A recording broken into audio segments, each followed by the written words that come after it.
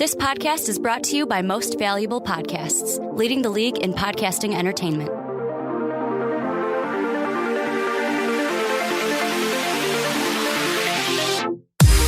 What's up? Real MVPs, Ricky Widmer here, and welcome in to the second edition. It's been forever. It's felt like forever, but welcome in to the Wrecking Crew podcast right here on MVP Sports.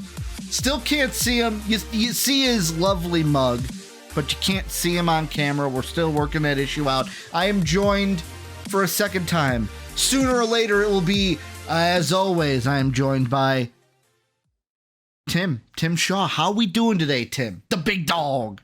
Big dog. Thank you. Excellent. Good to be here. Happy to talk Cubs. Excited about tonight. Mm-hmm. Tonight we're playing the Mariners. But yeah, I think I'm feeling optimistic.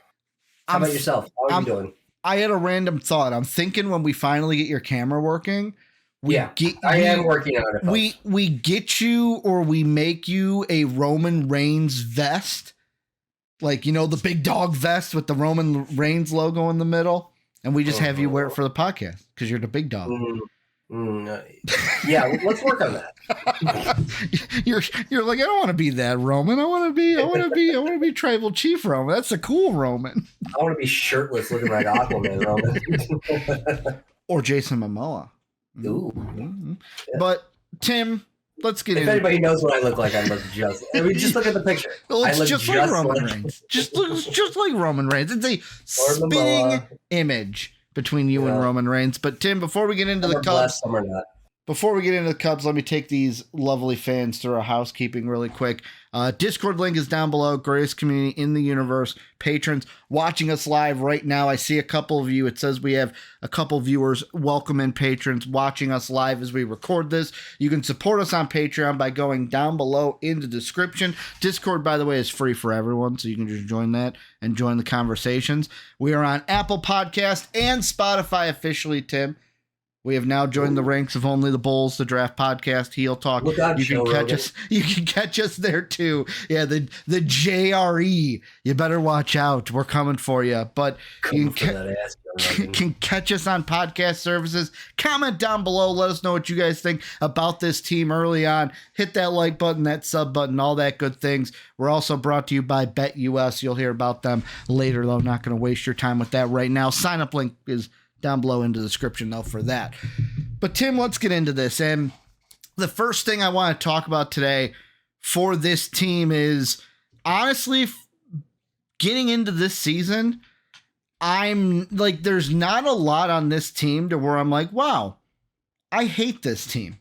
There's not a lot of that. I actually like this team early on, even though it's like we're kind of, in my mind, in the middle. We're not like the Yankees, where the Yankees, they have won their first game today. They're now 11-3 on the year, but we're not quite the Miami Marlins, who I believe have only won 1 or 2 games this year. They have not won at home yet. Like, we're not depressing, but we're not, oh, look at them, they're the best team in baseball right now.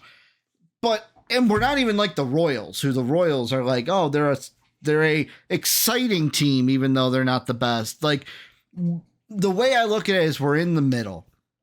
And even though I like this team, Tim, the one part of this team that I cannot stand, and I wanted to talk about them today because, Tim, I don't know how much this part of the team is going to make us seethe, and that is our bullpen. Our bullpen is, in my opinion, Tim, the glaring weak spot for this team. And I worry, Tim, as the season goes on, it's going to become more and more of an Achilles heel than a bright spot that can be, or a negative that can be turned into a positive. I agree completely. I mean, glaring weak spot, they might as well have jerseys made out of glass. I mean, this bullpen has been completely I don't know the word I'm trying to say. Anyways,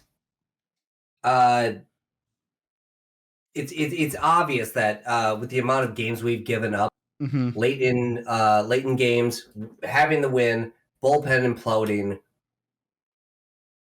Not many glaring shining guys out of the pen that we can actually depend on creep in, and I don't know what we're gonna do.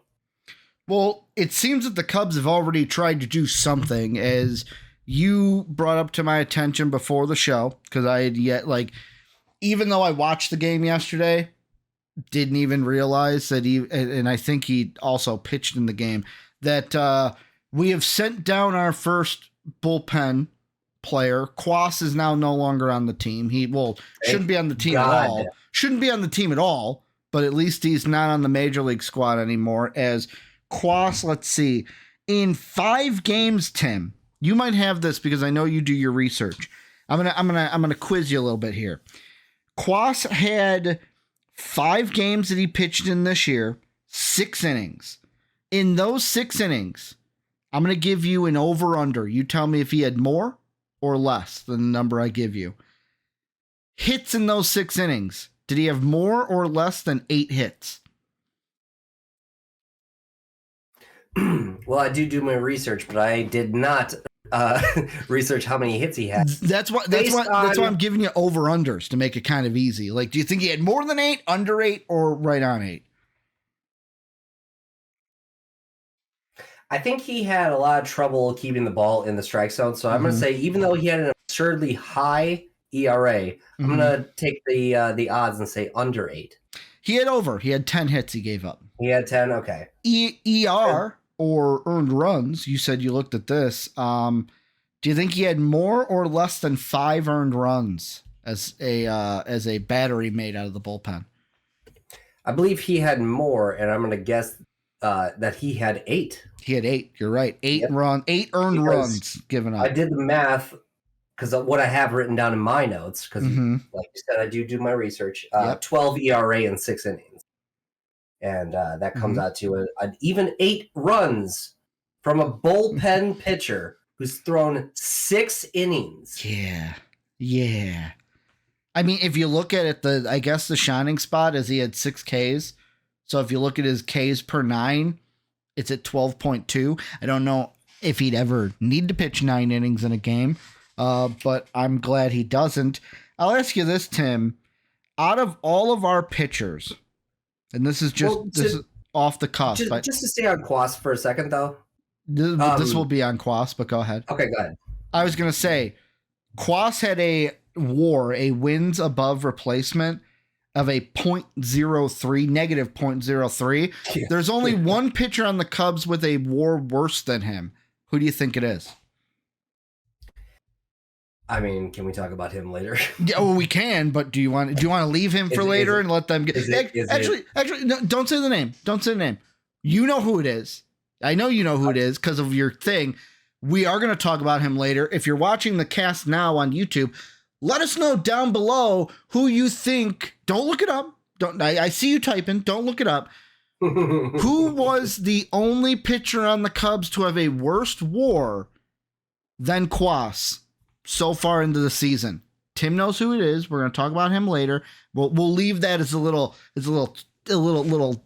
interaction for you guys. Comment down below with who do you think that is. But go ahead. You were going to say something about Quas before I brought up the WAR. Well,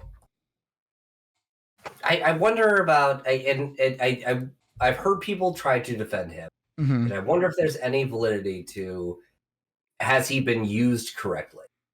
I've had some people in group chats say, he's been put in tough situations. I feel like I've gone back and looked at his game logs, and he's been put in every variety of situation, and he just keeps failing.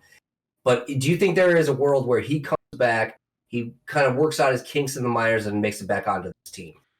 I mean, it's possible. It's definitely possible, but there's a situation where it's like I look at him and I go, okay, let's pull up his stats real quick. And this isn't even about what his stats are as a career. So he's a 29-year-old pitcher. If ESPN would work with me here, I'm trying to pull up some stats live on the cast, and it's not working. It's just to me, is he a player that based on his past years? Is it something towards like, hey, you know what? You should be like, should we be sitting here thinking, because he's 4 years in the majors? In 2022, he played pitched 47 games for the Kansas City Royals, where he had an ERA of 3.58 in how many innings did he have? In 37 and 2/3 innings. Then last year, half with the Royals, half with us. This year he was with us. So is it something where we should be looking, hey, this is his third year in the league or third year in the majors. He really needs some more time to season. But at the same time, as this Cubs team where we're at, do we basically is it, hey, he just needs more time, give him that in the minors? Or is it, no, we're a team that's expected to maybe win the division. We don't have time for you to kind of figure it out here on the major league level. Well, and that's the best opportunity to have him figure it out in the minor league. Mm-hmm. And I really hope he does figure it out. I think at his best, he's got some nasty stuff, and he can make hitters look foolish. Yeah. Just haven't seen a lot of those instances this year. And it's almost like, I don't know if you ever played baseball as a little leaguer. Mm-hmm. I was a very small kid, and every time I always wanted to pitch, and I was asked to pitch, and I sucked at pitching. I would either walk or I would get crushed if I threw over the plate. Mm-hmm. And it'd be walk after walk, and the crowd would be quiet.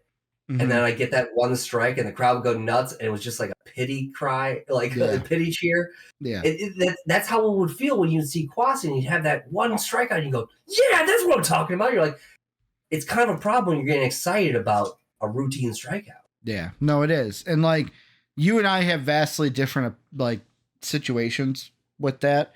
Where in Little League, I was a kid in Little League, great at the hot corner, couldn't hit the ball at all. I was a liability at the plate, but I was an amazing fielder. And my secondary position, I was a bullpen arm for us. When I was in, this would have been 5th, 6th grade, I was a bullpen arm for my team.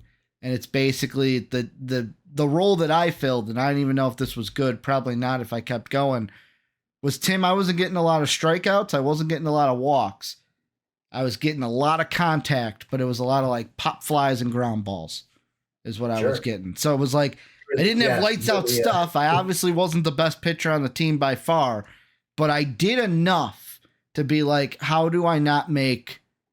Yeah, and there were times where guys would get good contact on you and you give up a bomb or something, but it's just were a negative 0.3 WAR. No, I was definitely not a negative 0.3 WAR just because of my fielding alone. My batting brought it down a bit, but I brought it up with what I was able to do in the field. But I just consider this: you were a two-way player. Yeah, I was a two-way player, but I look at this team too, and I know that WAR isn't everything, but that's what I'm going to use as the base stat here.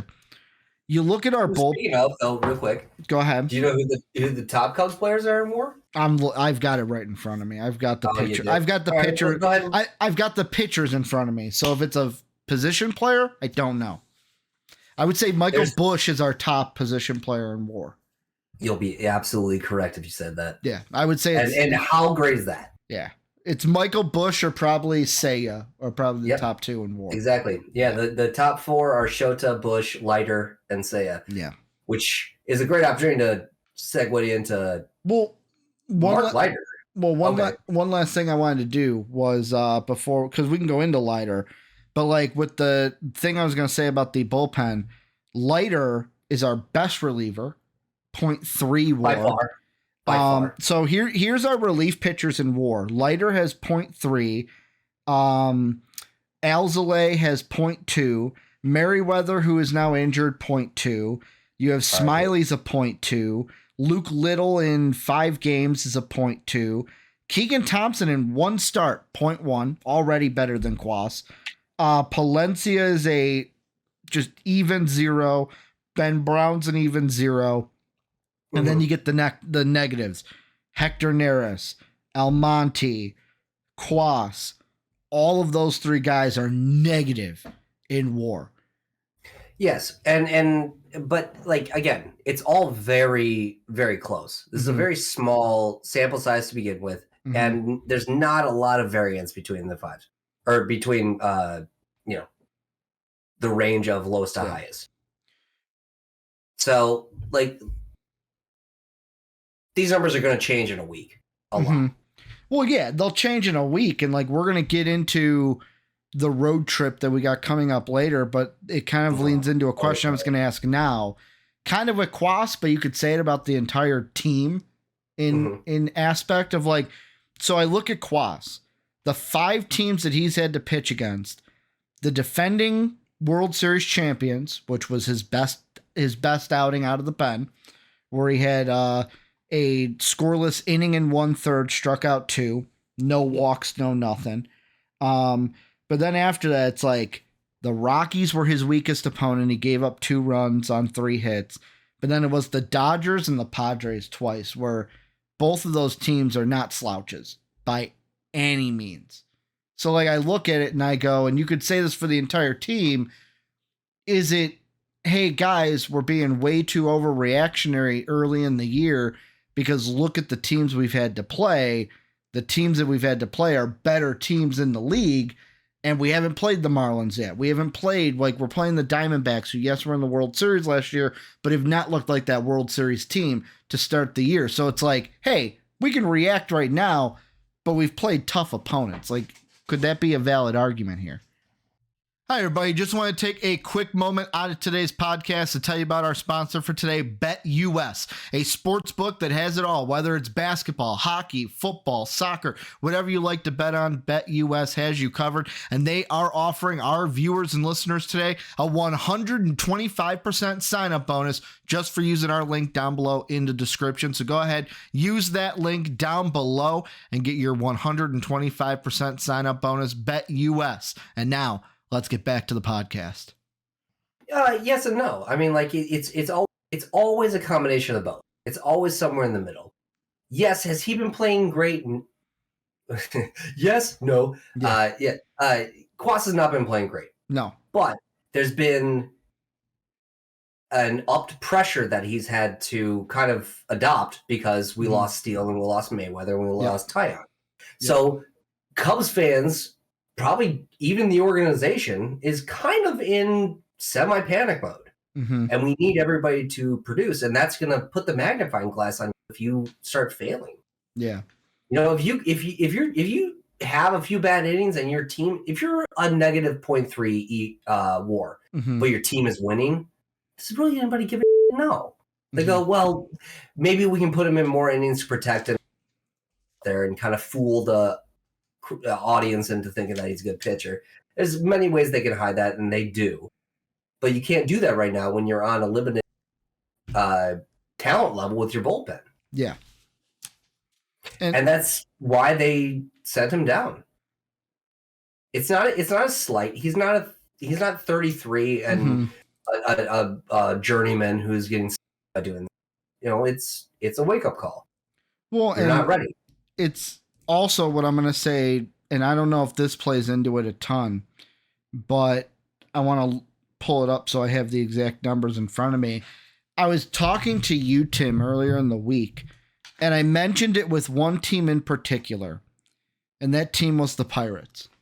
And at the time, I was like, they weren't the record they are now. Right now, they're 10-4.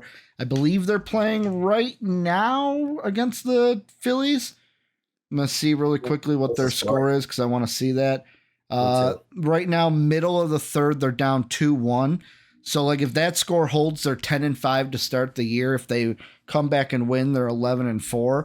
And I remember asking you, like, oh, well, like, should that be, like, it's obviously a surprise earlier in the year, but, like, should we be worried about that? Because that kind of changes, like, we have so many opinions before the year starts. Then the year starts, and it's like we throw everything out the window because we finally have seen the teams play.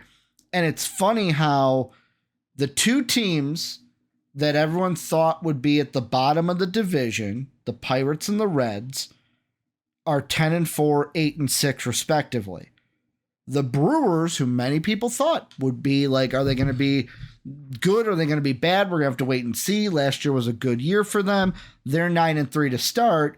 The two teams, the one that was picked to win the division and the one who was the runner-up to be the division winner, bottoming out the division. Cardinals are 7-7. We're 7-6. So it's like, I look at this and I go, is this just, yet again, early season madness? Don't overreact. Well, of course it is. Or could there be some validity to this of like, hey, we need to win this division. I'm going to say need because the wild card is going to be very hard to get into. We need to win the division. We can't wait to figure it out right now. If you can't get your stuff together, go figure that out in AA. We need to win early on because this division might be even tougher than we already thought it was. I agree, and I think that's the perfect reason to send Quas down and bring us somebody who can play. I mean, Keegan had kind of a rough year last year, but his track record is good. I think he's got a career in the majors of like 15-10, like as a starter. I personally love putting starting pitching in the bullpen. I think that's always a good route to go most of the time. I don't believe. Well, never mind. I won't say that.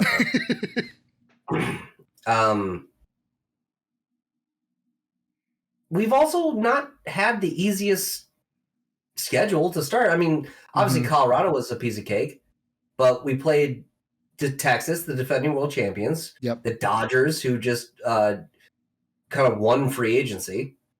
San Diego, they've taken a little bit of a dip. That was a disappointing one. Seattle is a great team too. We're coming up against Arizona. This is all on the road. It's going to be tough. We got into a tough situation where at least we're still hitting. We've had some injuries, and our bullpen isn't panning out the way we wanted to. I pointed this video, but I don't know, man. I'm worried about the next couple of days. I'll say this before because I want to, you said some things and I'm like, ooh, obviously we've got things lined up to talk about. And you kind of talked about both. Before I segue us into the one they kind of go hand in hand. Yeah. The one thing from your talking, there's one thing I want to get to. We're going to get to that. But the one thing I want to state here is you mentioned who we have played. Looking at it really quickly, I was wondering, I don't really know off the top of my head every team that the rest has played. So like the Cardinals, who are below us, they kind of have a similar-esque schedule to us. They've played the Dodgers as well, where they only won one game. They played the Padres in a 3-game series. They took 2 of 3 against the Pods. They played Miami. That was 2 wins right there. That was 2 wins and a loss. They won that series. But then they played Philadelphia at home, and Philly took 2 of 3 against them. They're now playing Arizona as we play Seattle. You have the Brewers. The Brewers played the Mets, who absolutely were garbage to start the year. That was 3 easy wins. Then they played a 2-game series against the Twins, split there. Twins haven't been good to start the year. They took 2 of 3 against Seattle, and then they took technically 2 of 3. There was a rain out between them and the Reds, so they took 2 of 3 against the Reds, the first ones from the division to kind of go kind of head to head. And then the Pirates, who they're the only, I'm going to leave off the Reds, but the Pirates, they played the Miami Marlins. That's 4 easy wins. They played the Nationals, 2 of 1 there. And then surprisingly, they won 2 of 1 or 2 of 3 against the Orioles. That was kind of a surprise. But then they played Detroit, who's playing well, but they're not a great team. And then now they're playing Philly, who's kind of a tougher team. So it's maybe the schedule has played into some other teams' favors. But the one thing you said that I want to mention is you said getting players back. And there are 2 players that the Cubs are going to get back. Well, 3 players that we're going to get back very, very soon. The first one is Jameson Taillon, who you and I looked up before the podcast. He pitched last night in a second rehab start. Last night from when we're recording this. We're recording this on Saturday, so Friday night, the 12th. He had a rehab start where He pitched very well, and the promising thing that Sports Illustrated was saying in their article is that his fastball was sitting at like 92 to 94 miles per hour, which is great. Perfect. If he could have that velocity, like getting him back, that's going to be a boost because, to be honest, I would almost do what you said to. Hey, he's going to come in, maybe ease him in, like say, hey, we're going to start you in the bullpen. Yes. And then move you into the rotation. But when he moves into the rotation, don't take that starter and send him down. Take that starter, move him to the bullpen, and take one of those bullpen arms and send him down. Right, because right now I think on their plan is start is just doing something strange, doing a opener like they did with Luke Little, and then they had Ben Brown come in the second. They're doing the opposite, the closer move. I like that. Doing what the Rays would do, where hey, we're going to start the closer the first inning and then bring the starting pitcher in the second. Exactly. Turn the whole league on its dumbass head. So quick aside, what is it with Florida and their teams just trying things to be like, hey, let's try to be crazy? The Rays did that. In football, you had the Miami Dolphins did the whole wildcat formation that threw the league all into a tizzy. Is it just Florida? Do they just come up with crazy ideas in Florida and go, hey, let's try it? Are you suggesting there's something else in the water down there? I'm suggesting Florida man might be in the front offices too, Tim. Might be pulling some strings. A couple managers and head coaches might be Florida men down there in the sports teams, but like Teon is going to be coming back. Another one who is getting set up for some rehab starts in AAA, Patrick Wisdom. He's also coming back. Here's the question, Tim, and I'm putting you in Craig Counsell's shoes. Wisdom comes back. What do you do with the roster? Someone's got to get sent down. Yeah, someone does got to get sent down. And I'd still like to keep this pitching staff at 13 guys instead of going down to 12. Yes. Oh, man, you know what? It really hurts to say because for me, it's between three guys. It's between Miles Mastrobuoni. It's between Nick Madrigal and Gary Cooper. Yeah. And knowing what all three of them can do and where they're valuable at, especially on defense, I still think I'm picking Nick Madrigal as the guy that goes down. Why? And it's a really tough decision between him and Miles Mastrobuoni. I think I'm still keeping Cooper because of his size, his hitting ability, and his fielding ability to play the outfield, at least the corners. Yeah. I know Madrigal has some time out there, and I think Mastrobuoni has. I think he could play every position on the infield. I think Mastrobuoni has still got the edge over. So you're sending Madrigal down, is what you said. Unfortunately, yes. Okay. I wish I could keep them all. Yeah, So before the podcast, we talked about this, and you asked me this question. It's funny how on a podcast I get to be the one to ask you the question first, which is ain't it fun being the host? It is a blessing and a curse, as they say, Tim. Blessing and a curse. But I take that mantle and I wear it as a badge of honor. It's my cross to bear, some would say. It's my I'm gonna get you a crown. Don't give me a crown. I don't need that ego. I don't need that ego trip. But like I look at it and so like I'm using RotoWire. The Cubs lineup hasn't been set today, but if it's what the expected lineup is, Happ, Suzuki, Bellinger, Morel, Bush, Swanson, Horner, Tauchman, Gomes. One question I'm going to ask you: when Wisdom comes back, yes, I know not right away, but eventually, when he's fully back and like in the full swing of things, he's a starter, no? Or is he a guy coming off the bench when he's 100% in the swing of things? He's not a starter. Okay. No. But I do believe he's a 3 out of 5. Okay. I think he's your number one off the bench. Mm-hmm. In a hitting perspective. Mm-hmm. I think he does alter your batting lineup.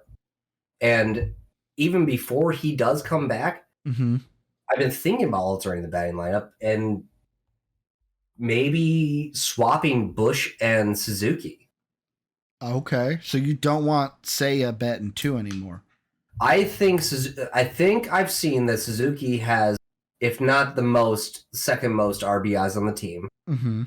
And you look at Happ, how well he's getting on base, and you look at how well Bush is getting on base. Mm-hmm.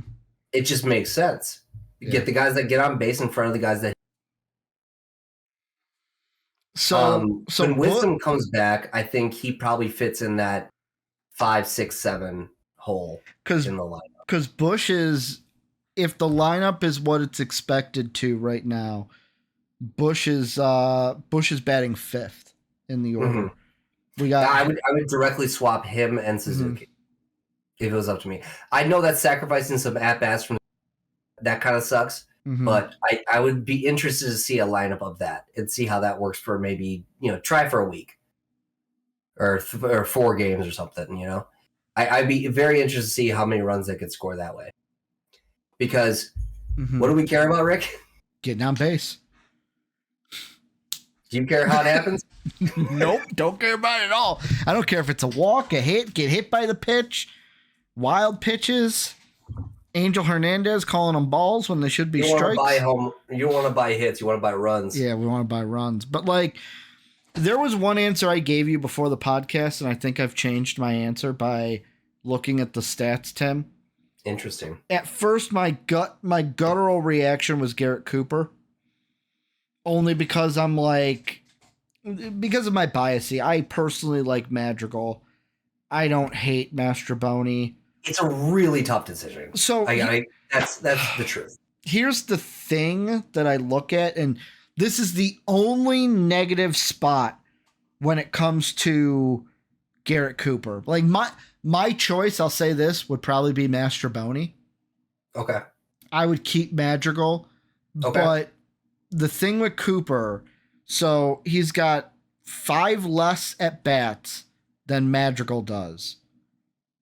The thing that concerns me with Cooper, 13 at bats, 6 strikeouts. You're almost striking out half the time.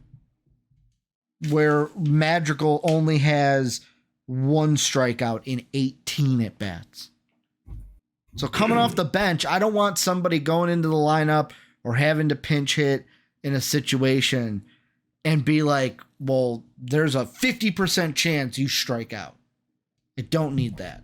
I know pinch hitting isn't as important with the DH now. But you can't have that as a non-starter. Yeah. I believe Ian Happ is leading the team in strikeouts, but he's also leading the team in on base. Yeah. So the guy has 11 walks but 14 strikeouts, over 50 at bats. That means 25 of his at bats. Mm-hmm. No, I'm sorry, that doesn't mean that. Yeah, I'm so stupid. You're right though.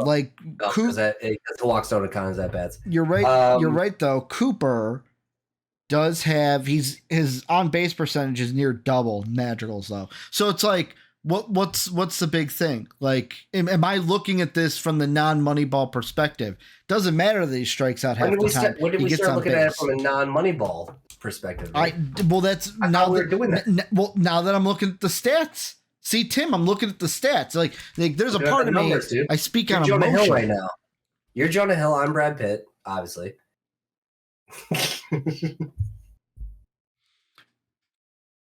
Tim. We're gonna do some live things here on the show. Patrons listening in. Soapy says to have you check your mic settings in Discord. He cuts out every once in a while. He may have his sensitivity too high. So just getting some or I will say it could be, are you sitting back from the microphone? I'm rocking in my chair. Okay. Maybe try getting closer to the mic then. That's all right. I'll sit still. That's just that's probably it more than sensitivity. Thanks Soapy for giving us that heads up. But appreciate it. With Wisdom, he's going to be coming back. Taeyon's going to be coming back. The third one I didn't mention, Tim, the big one, Justin Steele's going to be coming back. You and I were looking at it yesterday. They haven't said anything for sure, but that month to 6 week could be at the end of this road trip, could be right before we start that next homestand between the Mets and then we have the Brewers. So it's like, he could be coming back beginning of May. I want to say you were talking about him coming back for that Friday game against Milwaukee at home. That would be a month, I think. Yeah, I still think it's going to be 5 weeks, maybe. I mean, if he can come back by then, that's a win. I think that's a boost to most of the team too. But that's just another, fingers crossed thing. Yeah, we don't know anything. We don't know. We don't know when everyone's going to be coming back. And like, baseball's a long season. Like, I want to keep that in mind too. Like, so we're going to react right now like, oh, the sky is falling. But it's like, oh, we've got a long year. It's only April at this point as we're recording. But Tim, the thing I do want to segue into, the last thing, is our schedule coming up. So we talked it ad nauseum. We played Texas. We played the Rockies, the Dodgers, the Padres. Right now, as we record this, Saturday, April 13th, we're playing the Mariners. We just finished game 1. Game 2's tonight. Coming up next. So by the time we record and sit down for our next podcast will be on the 27th. In that time, we will be playing 3 against Arizona on the road, 4 against Miami back in Wrigley, 3 games against Houston back in Wrigley, and we would have played 1 game at Fenway. Game 2 will be starting right when we start to record our podcast on the 27th. So Diamondbacks, Marlins, Astros, and 1 game against the Red Sox. How are you feeling about this next stretch of games between those? We'll say those 4 opponents. I don't like the front half, and I love the back half. If that makes sense. Okay. I think I'm just counting them out. I'm looking at my schedule. I'm on the wall. I'm counting wins here. I think I would be extremely happy if we went 7-6 or 8-5. Okay. Until our next Saturday show. The second game against Boston. Yeah. I don't think we win the series against Seattle, and I don't think we win the series against Arizona. But if we take 2 of 4 or 3 of 4 from Miami, which should be relatively easy. Maybe we get Taillon back for one of those. Who knows who's starting at that point? And then Houston, not off to a great start. No, they've looked bad. They've been dog water. Yeah. Well, you're telling me they're worse than dog water. Yeah, I just don't want to say that. I'm trying to be radio friendly here. Yeah, you said something else. They're poopy. They're dog poop. Is what they are. Dog poopy. Yeah, they're dog poopy. So if we take 2 or 3, they're not just dog water. They're dog poopy water. Yeah, they're a puddle of dog poopy water. Yeah. If we take 2 or 3 from them, that gives us some, and then we should do well against Boston. I mean, if Houston's dog poopy water, yeah, Boston's the bacteria swimming around in it. Now I will say, I am not as scared of these next few series as you. Only from the Miami series, that's going to be a joke. It should be a joke. If we, how many do we play? I'm trying not to look like a fool. So I don't care about looking like a fool. I'm saying this. That Miami series, if we do not win 3, season's over. If we can't take 3 games against Miami, we don't deserve to even be in the league. That is how bad the Marlins are. Dramatic. The Marlins are bad, Tim. They are bad. They are not good. Not good at all. I'll give them 1 game against us because, in a series, it's hard to sweep a team. But we should be able to win 3 of those games. Now, Houston, I will say, It's a double-edged sword. Houston's got the talent. They should be respected, but they have not been good to start the year. Right now, the only game that has projected starters is game one. The game one of that Houston series. Right now, it's penciled in to be Wicks starting for us and Hunter Brown starting for them. Hunter Brown has not been good, Tim. Do you want to know his ERA through 3 games? Is it higher than 4? 16.43. That's higher than 4. So he pitched a really good game against the Yankees in his first start. Went 4 innings, 4 hits, 1 run unearned. Since that start against Texas at Texas, in 3 innings, he went 8 hits, 5 earned runs, got pulled after 3, and he'll probably have a start before us. But in his last start, Tim, he pitched against Kansas City on the road. He didn't even make it out of the first. 11 hits, 9 runs. He has not been good to start the year. So what makes you think he's going to start against us? He might be in the same hot water as Quas was and then be sent down. That's why I say projected. It's projected right now. A lot can change. For the Arizona, so the rest of the Seattle series, we got Shota and Hancock tonight. And then tomorrow we got Assad. He's pitching for the Cubs against Luis Castillo, so they're ace. Oh, my buddy Mike's gonna love that. Dude. Then we've got Arizona. So game 1 against Arizona. We don't know who's pitching for us yet. Merrill Kelly is projected to start. He's pretty good. He's pretty good this year. Then you have game 2, Kyle Hendricks versus Henry for Arizona. Both of those pitchers have been bad. So that game, whatever offense gets going, is probably going to win that game. And then we don't have Hendricks pitch that one. I would love that. What if you wait until we go back home? Maybe. I mean, because then we have Wicks versus Pafat in game 3 of that series. And Pafat, I know he got rocked against the Cardinals yesterday. He gave up 4 runs early in the first inning on a Nolan Arenado grand slam, I think. Or it might have been a 3-run shot, and he gave up a run before that. But yeah, that's what it was. But he is the Diamondbacks' best pitcher. Mm-hmm. Mm-hmm. So Hendricks is scheduled for Tuesday? Yep. He's scheduled for Tuesday the 16th against Henry. Henry has not been good. Him and Ryan Nelson have been the worst starters for Arizona. And then it's Wicks on Wednesday? Yep. Wicks and Pafat.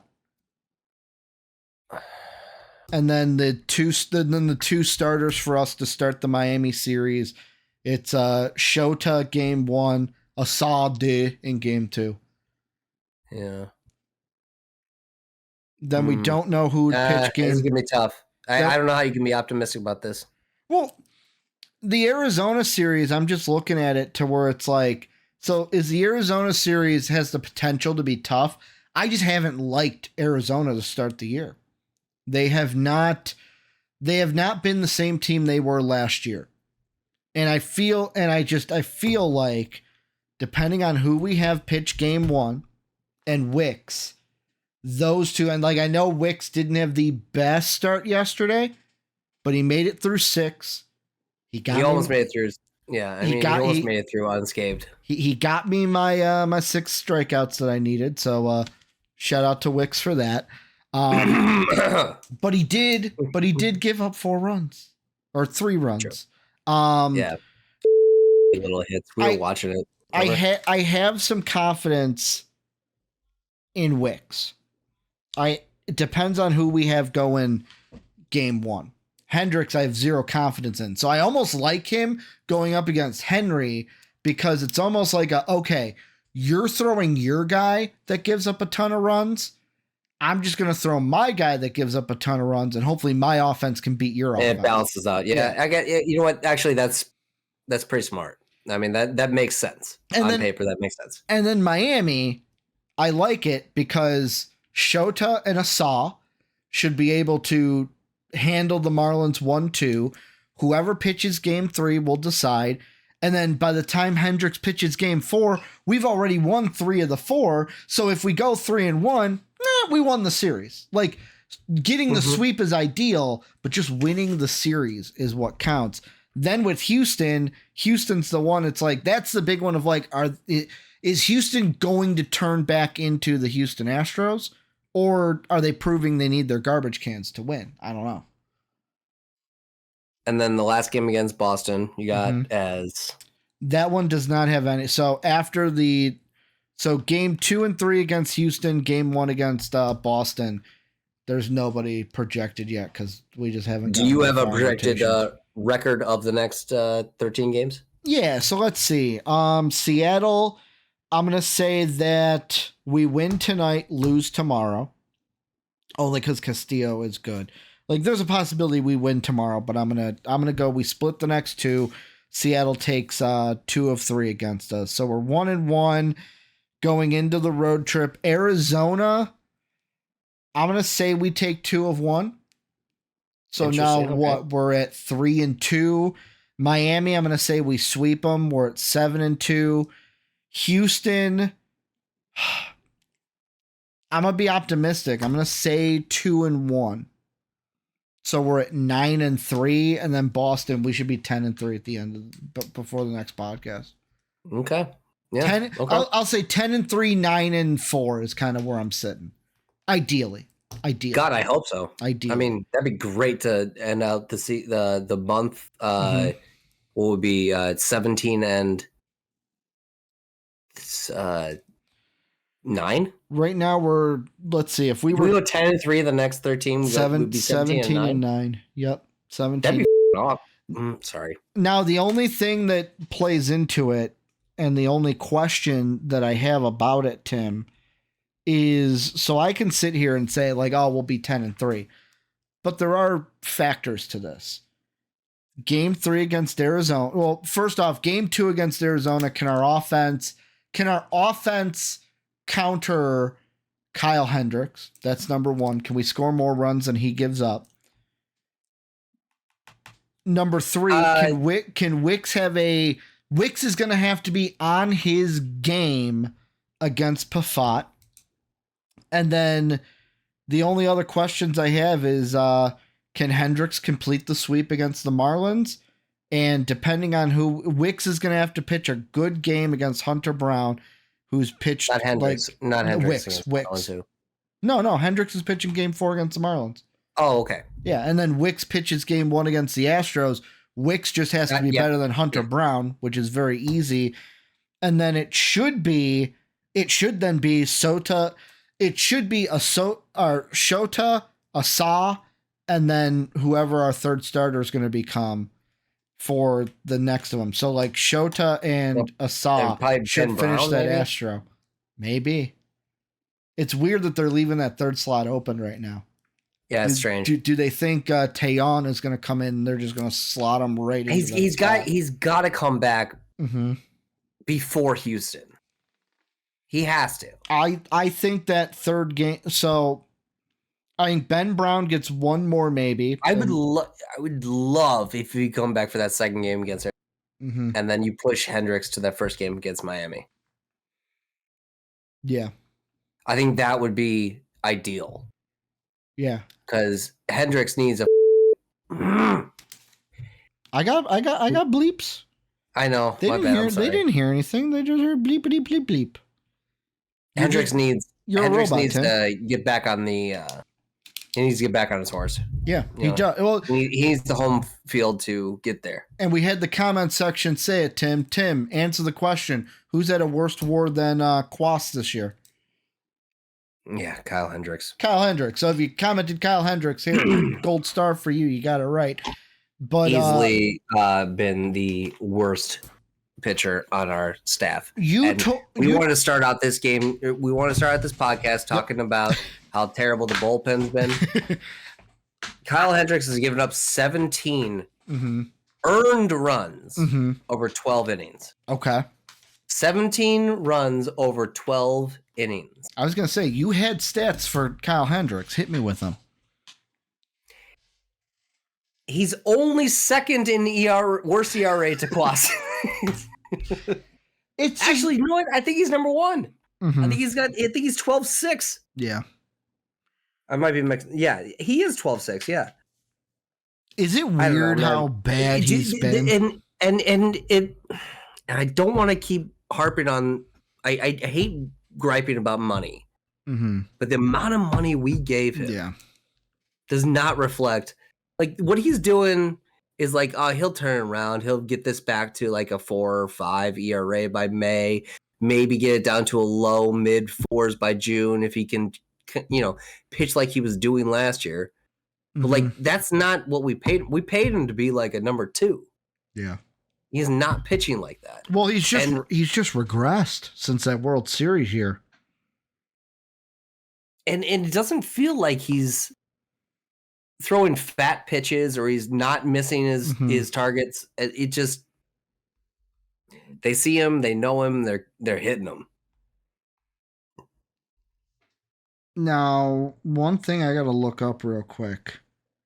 And the rectification, I don't know, trade for him either.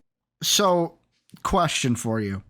Who would take this bum pitcher that makes this much money? Now, question for you, Tim, because I can't remember. Looking at his move him to the closer role. No. That it is. I figured it out. I figured it out. You move him to the closer role. You do the Dempster move. Ricky, I'm a genius. You do the Dempster move. We have enough blown saves. I don't need any more. We need a closer. We don't have a closer. Tim, I would rather bring back Carlos Marmol than have him do that. And I hated Carlos Marmol. You're full of bums. I hated Carlos Marmol. Move him to the closer role. Bums. My question. I'm gonna draw it up. My question for you. So 2016 World Series year, he was amazing. Then an ERA north of 3, an ERA north of 3, an ERA north of 3. In 2020, the COVID year, he only pitched 12 games. Was that because of the COVID year, or was there an injury or something that he was dealing with in 2020? I am not sure, but I feel like 2022 was like a good year for him, wasn't it? Yeah, but like, that COVID I have no idea why. I have no idea why.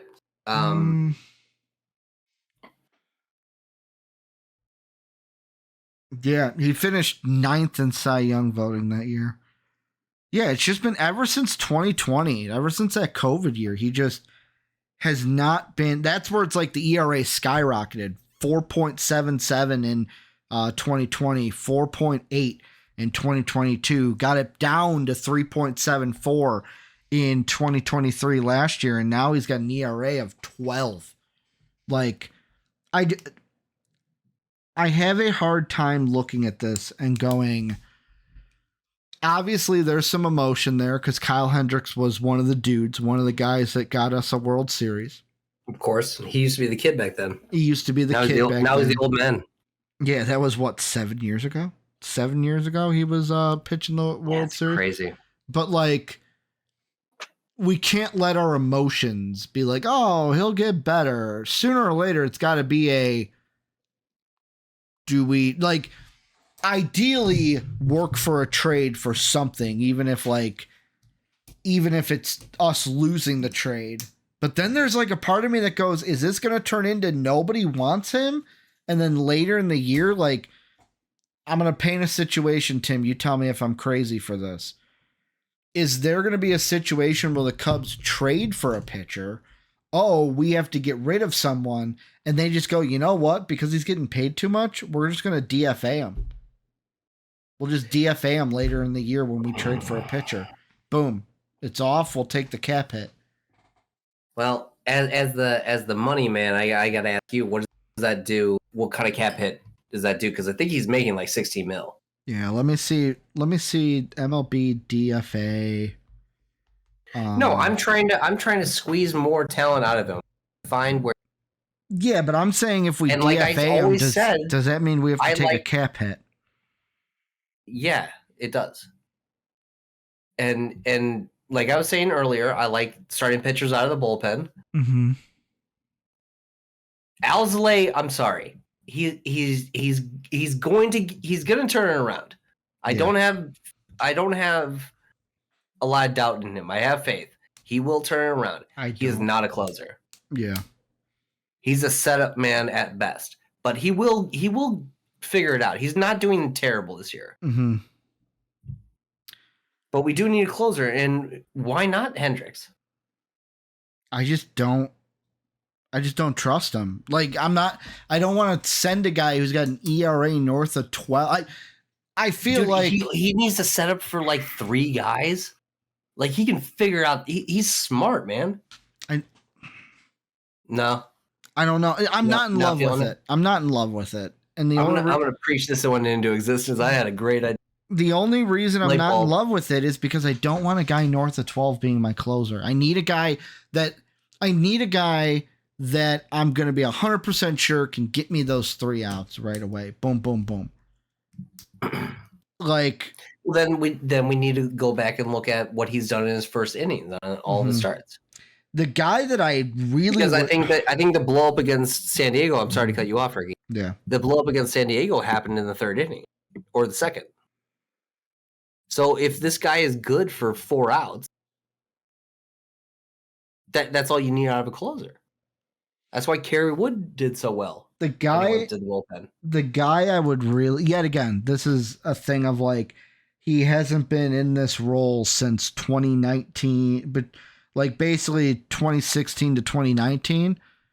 But the guy who I would love to take on the role and kind of seize it is Hector Neris. That when we signed him, I thought he was going to be the guy that's like, oh, he's going to take command of that closer spot, because I just remember him in his history of being a pitcher, being the closer for the Phillies.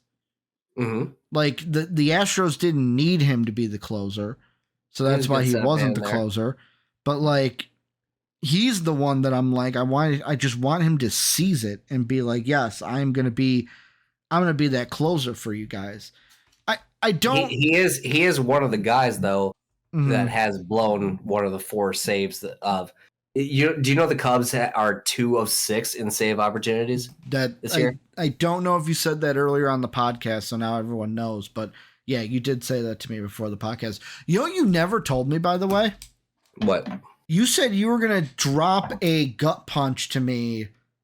This was before the podcast about Quas, and you never did. Apparently, we traded somebody when we got him. Yeah. Do you have any guesses? Anybody down below? So you said before the podcast to me, they weren't listening. So now I'm going to rehash it for them. You said that the guy we gave up is technically a rookie. Yeah, I think he played a year with us. I can look it back up. It's not. So we traded for him last year. I'm trying to think. The only research I've done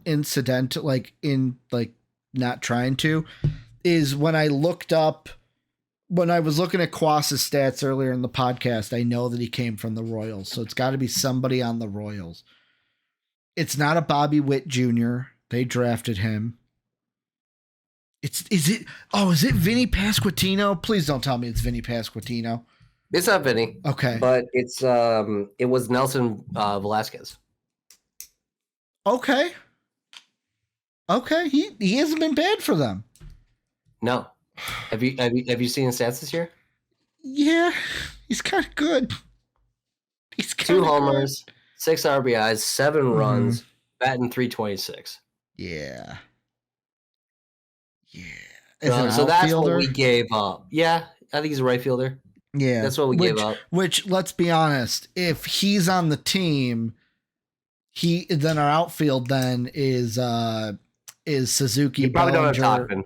Yeah, that's what I was gonna say. Our outfield is Suzuki, basically Seiya, Belly, and Vasquez is our outfield. And Hap, yeah. Hap can play the DH, dude. Or Vasquez can be the DH. Either one. Whoever's fielding is worse. That was the gut punch. When I looked that up today, I was like, oh, man. I think the bigger gut punch to me was if it was Vinny, because I love Vinny Pasquantino. Yeah, but he wasn't. I don't think he was a Cub. No, I didn't know. That's why I was throwing out. I was throwing out names of like the Royals of who I like, and because I'll be honest, they're a team. They're very good. They are very good. Mm-hmm. They scored how many runs against the Astros 2 games ago? They lose yesterday to the Mets. Really needed them to win. And today they come out and beat the Mets 11-7. They just got offense. They have offense on top of offense on top of offense on that team. All right, Rick. Predictions for tonight. Ooh, I actually. How many innings does Shota go? He'll go at least 6. I'm gonna say 6 or 7 innings. So I actually have put in 6 2/3. How many strikeouts? Oh, you probably have a bet on this. That's the thing. I was gonna get into that. So I will just say, patrons out there, this matters to you guys because you guys are hearing this before the game. Everyone else, you're hearing this after the game, but it doesn't matter. It's fun to see if we were right or wrong. I actually really love Shota. I had his last name. I had it in my head. Imanaga. See, I either have it or I don't. Like in my head, I go Imanaga, and then it's like for some reason I get the yips, and it's like, I don't know how to say it. That's why I've been leaning on Shota, because I'm like, I can say Shota. I have one bet that I really love, him to get 6 Ks and the Cubs to win tonight, because I think he's going to pitch really well. I think that's a fair bet. And then I also have a FanDuel no sweat, like same game parlay, Shota to get 7 Ks, the Cubs run line, so to win by 2 or more, and Michael Busch to get a hit. I love Michael Busch tonight. Oh, you think so? You think I should put money on the home run? Is that what you're telling me? Like he did last night? Like he did last night? He made it 4-2. What happened? What were we watching? We lost. No. We were watching. You go, I don't know about Busch. I'm like, I don't know. Dude, he's been hitting. That ground double. Yeah, that was it. Where you were, it wasn't even me. Like, I don't know. You were just talking him up. Oh, was that what it was? Yeah, okay, you were just talking him up, and right as it's like right down the right field line. There you go. Boop. Right down the right field line for you, Tim. Double. I think that was an RBI, or was it just a double? I think it was just a double. He doesn't get a lot of RBIs. Yeah. Because no one gets on base before him. Or Morel is hitting home runs, so that's why he's not getting on base. He's clearing the bases. Speaking of Morel and him, I mean, both of them are leading the team in numbers with 3. Do you think we win tonight? I do. Okay. Just because of Shota. Yeah. With him, I think that's the edge. That's the war coming into play. Yeah. No, it's huge. It's huge. I haven't seen. Do they have a lineup already posted? Let me see if RotoWire. I usually get a notification from Marquee Sports. Yeah, here. Let me see if RotoWire, if they've made the lineup official. But I mean, it's typically the same thing. It's typically the same starting 6. So I will say this: I haven't had a problem with the lineup so far. The Mariners have confirmed their lineup. The Cubs have not yet. Okay. So for the Mariners, they're going to have Crawford at 1 playing shortstop, Julio in the 2 spot playing center, Ty France 3 playing first, Haniger in right batting 4th. 5th is going to be Polanco at 2nd. Garver, the DH, is at 6. Dylan Moore in left is 7. Luis Urias is 3rd base at 8. And then ex-White Sox, Shelby Zavala, is going to be catching behind the dish today, batting 9th. Whereas the Cubs, it looks like it's going to be, the expected lineup is Happ, Suzuki, Belly, Morel, Busch, Swanson, Horner, Tauchman, and then Yan Gomes. Yeah, I was just going to ask. I wonder if Imanaga has a preference on catcher. Sometimes they have that. Yeah, let me see. I closed my tablet, but let's see. I haven't heard anything, so it's probably just whoever. Well, because it was like Lester. Lester would David. Lester always won David Ross. It was Contreras was our catcher, but every time Lester pitched, it was Rossi that was out there catching for him. Let's see. This will be a great way to end the podcast. Let's see. Big Z always liked Hector Blanco. Or as my dad would call him, Hank White. Hank White. Hanky White. Let's see. I think Brenly called him that too. Who did? I don't know. I think Bob Brenly called him that on TV. My favorite Cub moment, by the way, speaking of, you said Hector Blanco and he's a catcher. I think it was was Navarro was on our team, right? Gianna, no, yeah. So this was game I went to. My sister was like, "Oh, I've got 4 tickets to Cub Sox," and she's like, "I got 2 open tickets. Do you and my girlfriend at the time? Do you guys want to go?" And I said, "Absolutely. We're both Cub fans." And that was the game Navarro hit like 2 or 3 bombs, and one of them was a grand slam. Yeah, I remember that. Oh, yeah, we demolished the White Sox that game. It was great. Yeah. Let's see. The last start that Imanaga had was the rain out. My tablet's moving really, really slow. I'm going to blame ESPN. It's ESPN, not my tablet. ESPN's just a dog water site. What can I say? Damn you, Disney. Amaya was catching that game. So Yan Gomes didn't catch that game. So maybe he does have a preference. Maybe he likes Amaya better than What is your preference? Mine is Gomes, and I never thought I'd say that. I thought I was going to be a Amaya guy all year, but whoever the pitcher likes. That's more Amaya is not good behind the plate. I prefer his hitting. Mm-hmm. He's not good behind the plate. Let's see. The game against the Rockies. Okay. So in 2 games, the game against the Rockies, Gomes caught him. Both. Yeah. They probably had him do both to see, like, okay, who do you like better? They did Amaya, now they're going to do Gomes, or maybe it was a pitching matchup. Hey, we like Amaya today against this pitcher compared to Gomes against that pitcher. But we'll see. Yeah, we will see. That's going to do it for... Hopefully we're flying that W. Hopefully we're flying that W. That's going to do it for another Wrecking Crew podcast. Remember, Discord, that link is down below in the description. Become a part of the MVP Discord. You get to talk to us. Tim's in there. I'm in there. JD's in there. Everyone from MVP is in there, and all the fans. We get to talk about sports each and every day. Join that down below. If you want to support us, Patreon down below. Thank you to the Patreons who watched us live today, even doing some troubleshooting when the mics don't sound right. That is how great our Patreons are, or patrons are. Not Patreons, patrons. You can join us down below, support us, get some cool perks for that. Go ahead, hit that like button, that subscribe button. Check out our sponsor, BETUS. Get that 125% sign-up bonus for signing up with them. Place some bets. Place my bets on the Cubs. Bet them to win the games that I said they'd win. We'll see. Tim wants to get us copyright striked. That's what you want, Tim. Tim wants to get us copyright striked. Thanks for jumping in, everybody. Leave a comment down below. That is going to do it for us. We'll be back in 2 weeks, as always. Have a good day, everybody. As always, we'd like to thank the people that make these videos possible, our patrons whose names are displayed on the screen now.